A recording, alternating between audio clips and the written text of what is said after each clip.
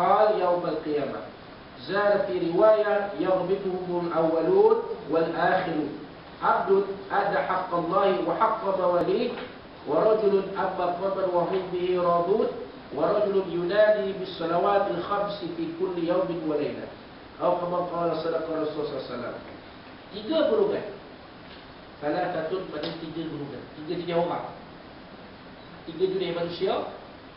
Ala tusbadil miski, akan berada di atas timbunan kasturi, di atas tilam kasturi.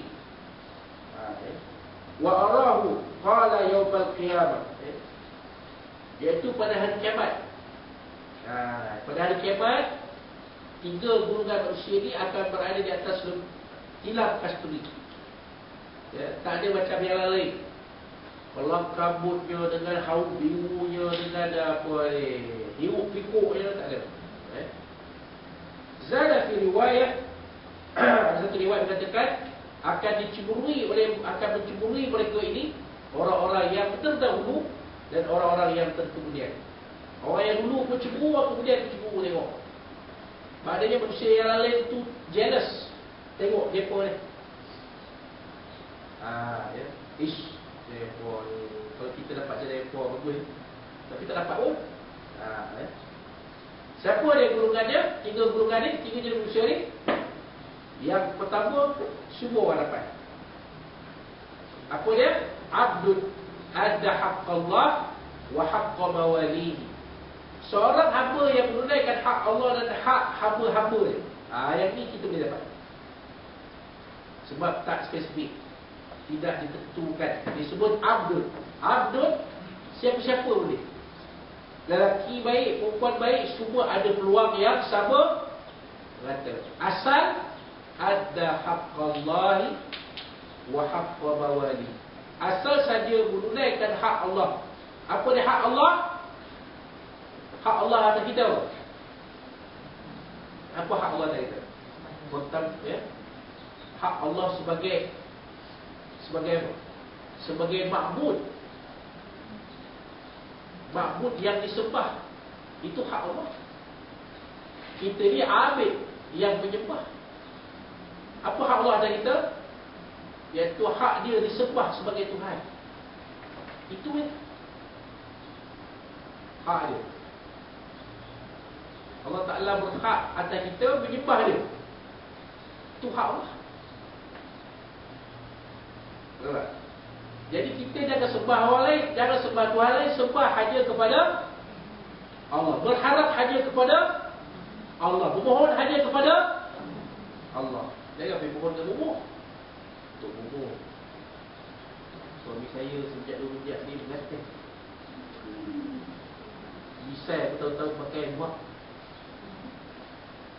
Berapa umur suami akak? Nak masuk 40.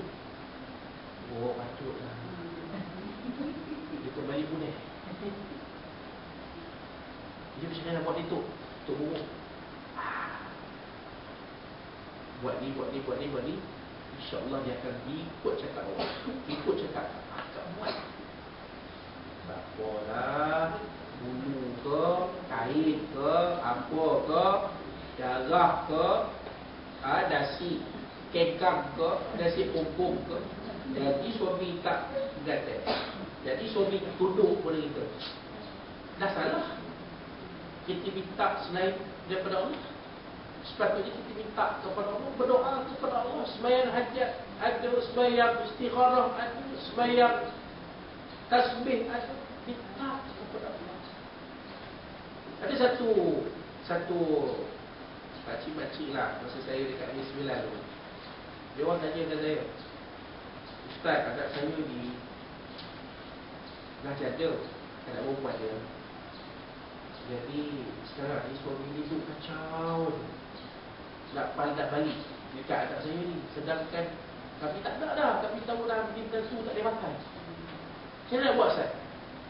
Asyik balik je. Besok jadi sesuatu ni susah pula, Ustaz.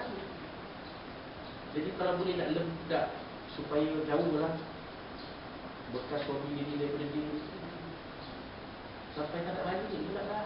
Anak saya ni, perempuan saya pun tak nak balik. Tak nak balik kampung, duduk perempuan. Jadi saya pesan kepada pakcik-pakcik ni, pakcik-pakcik, amalkan benda ni. Ini pun akak boleh pakai. Kalau kita berdepan dengan apa-apa masalah dalam rumah kita lah. Tiap-tiap pagi Jumaat akak bangun awal sikit. Tiap-tiap pagi Jumaat akak bangun awal sikit. Awal daripada biasa. Kalau selalu bangun pukul 5.30, pukul 5.45 ke 5.30 ke, sebab nak biarkan anak-anak pergi sekolah, bangun sikit awal pukul 5. Tengah suami tengah bergeruh pun tu. Atau bergeruh tau kan. Bukan bergeruh, geruhkan air, bergeruh. Tengah bergeruh tu. Tengah kuat bergeruh tu. Memanglah letak bom pun tak jaga tu. Bom.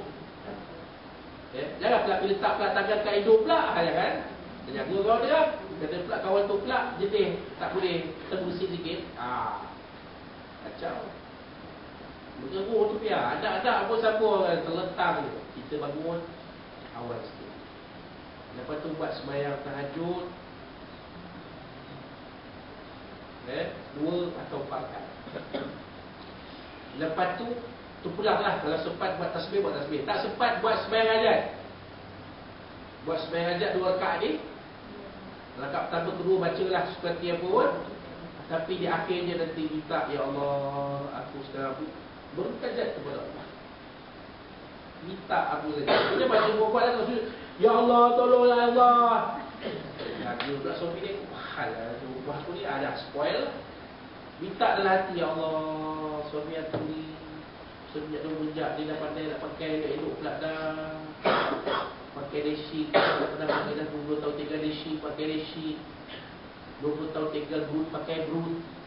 Selesai dah buang dah apa ke hair ni. Tengok handphone dia SMS, ada pula ayam kat mana, abang kat sini, ayam kat mana. Kenapa ayam ni? Tengok nombor yang dia hantar pun nombor black-black. Tolonglah ya Allah.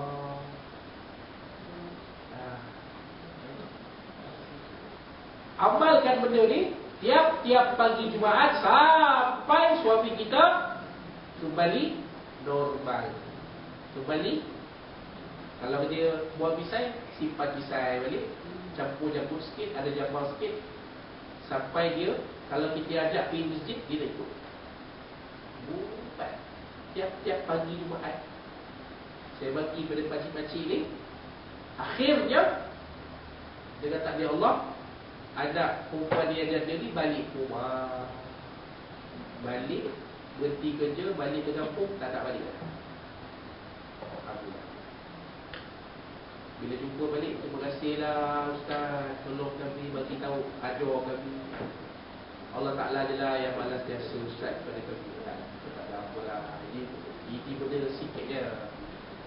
Saya cuba bantu-bantu je.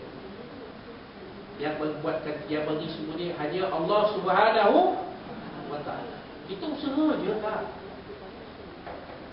Itu usaha je. Yang boleh membuka penutup hati suami kita ni Allah Ta'ala je. Bukan kita. Macam sekarang orang kata lah, lagi dia orang lelaki, jangan bagi buka, lagi bila buka lagi jadi. Ada seorang kata pula, buat tak reti je. Kita kan kalau kita jaga tutup gerak, lagi dia tak buat. Kalau kita sekat-sekat lagi dia tak buat. Biar je. Biar sekati je. Lagi elok kalau cakap, abang tak kisah kalau abang tak tahu awak kahwin atau 100 tak apa. Tapi sebenarnya yang membuka hati dia Allah Subhanahu Wa Taala. Sebab itulah salah satu nama Allah Al-Fattah. Apa benda Al-Fattah? Yang membuka, yang maha pembuka hati manusia. Yang buka hati kita datang pagi ni siapa? Allah Subhanahu Wa Taala. Yang membuka hati kita supaya boleh ikut kuliah kita daripada mula, daripada kali pertama sampai pada kali ini, Allah Subhanahu. Yang membuka hati akak supaya tak jumpa-jumpa dengan kaedah saya ni. Kadang-kadang lambat lah, kadang-kadang ini lah, itulah, macam-macam lah. Akan ini datang pagi pula. Allah Subhanahu. Jadi kata Nabi SAW, Abdul ada hak Allah. Seorang hamba yang menunaikan hak Allah. Wa haqqa mawalihi, dan hak-hak hamba. Apa hak hamba? Hak sesama kita, manusia ni. Nabi bagi tahu Haqqul muslimi 'alal muslimi khamsun. Raddus salam, wa 'iyadatul marid, wa itba'ul janaiz, wa ijabatud da'wah, wa tashbitul 'atish. Hak seorang muslim atau seorang muslim itu ada 5. Pertamanya, menjawab salam. Jawab salam. Jawab salam itu adalah hak kita kepada saudara. Bila dia bagi salam, kita jawablah. Jadi kalau kita bertemu, jadilah orang yang memberi salam itu. Saat ni kalau kita orang beri salam, tak mau kita jangan kena jawab. Kalau kita tak jawab, hukum dia berdosa. Walaupun yang beri salam tu musuh kita, musuh dalam mesyuarat tikak lah. Sebab parti yang lain kan. Dia parti Tupperware, kita parti Aparok. Apopal kan. Dia parti Tupperware, kita parti Apopal. Dia berlemai, kita kaca kan. Parti dan lain. Tapi dah dia bagi salam, kita jawab lah tak? Jawab tak. Wa iyadatul marid, dan menziarahi orang sakit. Kita nak pergi juga. Macam saya kata dia, walaupun dia tu parti beza ni, bila dapat tahu si apa Kak Libah tu hantu dia ni, hantu yang tak berbuat tu sakit, dia dah seminggu lah sakit. Awak yang sakit dia, hantu dia balik. Pergilah jarang. Jadi itu hak. Mudah-mudahan dengan kita menziarahi dia tu, mungkin hatinya